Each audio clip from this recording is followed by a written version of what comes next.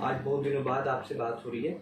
آج میں آپ سے یہ بات کرنا چاہ رہا ہوں کہ زبانیں جو ہیں ان پہ ہم بات کرتے رہتے ہیں کہ وہ اللہ تعالیٰ کی زبانیں ہیں, اللہ تعالیٰ کی نشانی ہیں, اور کتنی زبانیں ہیں اس دنیا میں, ہزاروں زبانیں ہیں.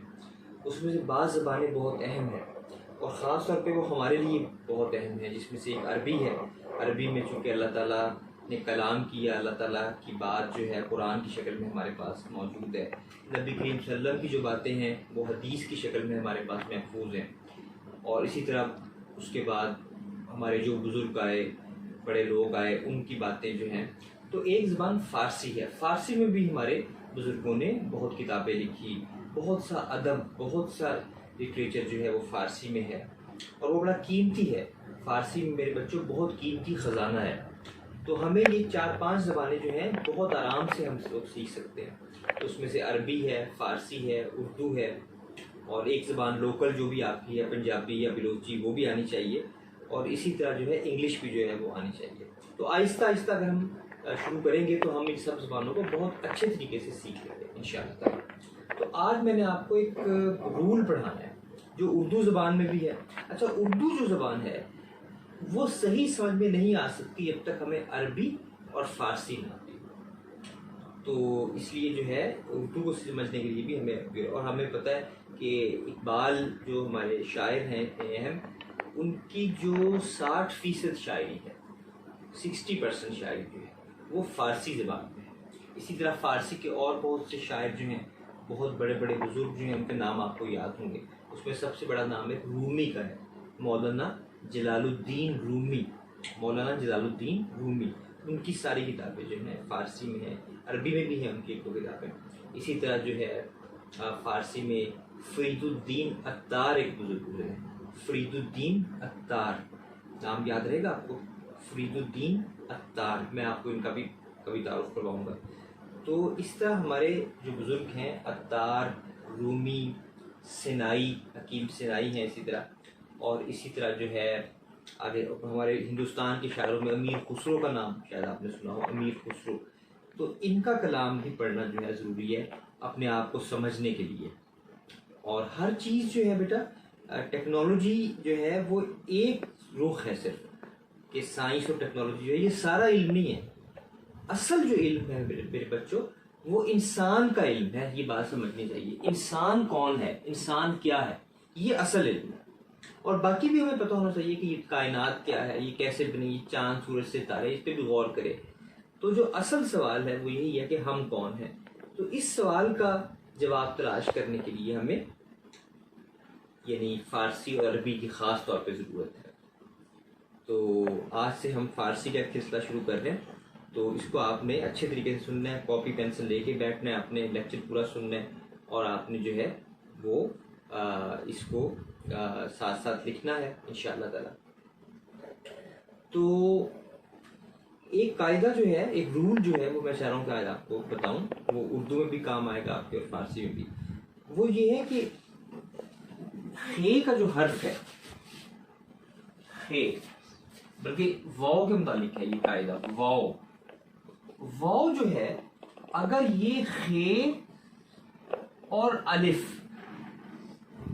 خے اور الف کے درمیان اگر واو آئے تو اس کو لکھا تو جاتا ہے یہ, لیکن پڑھنے میں نہیں آتی ہے.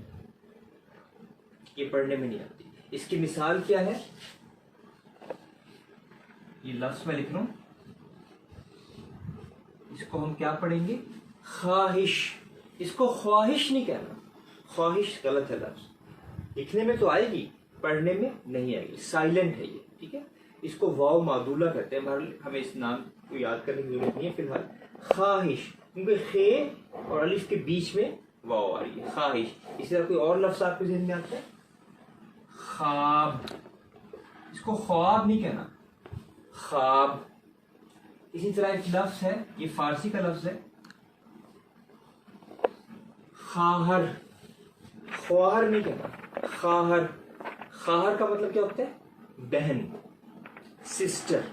خواہر, خواہر من, میری بہن, مائی سسٹر, ٹھیک ہے. خواہر, اس کو عربی میں اخت کہتے ہیں, ٹھیک ہے, اختن.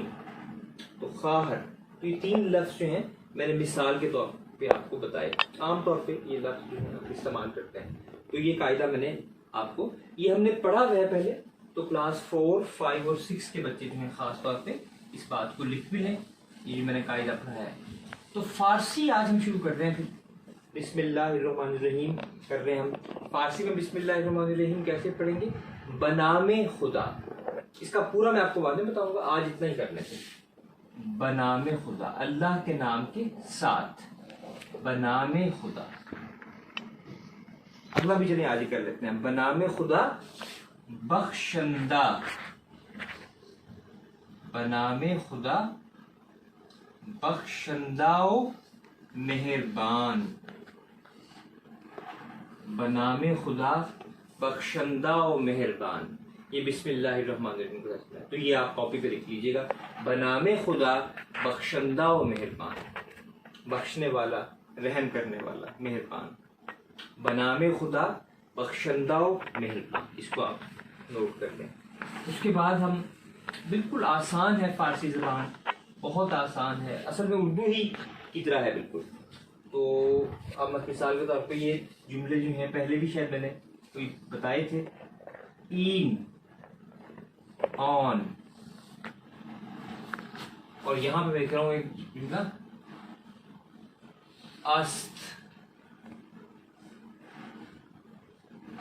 است, این. یہاں درمیان میں آپ کوئی بھی لفظ لگا لیں. این. اب یہ یہاں پہ کچھ لکھ لیں آپ. کتاب. فارسی میں ذرا الف کو ایسے پڑھتے ہیں, کتاب. این کتاب است. یہ کتاب ہے. است کا مطلب ہے, این کا مطلب یہ. This is a book. این کتاب است. این قلم است. قلم, یہ آپ خود جملہ بنائیے گا. این قلم است. اب یہ لفظ اردو اور فارسی میں مشترک ہیں, کامن ہیں. این کتاب است. این قلم است. این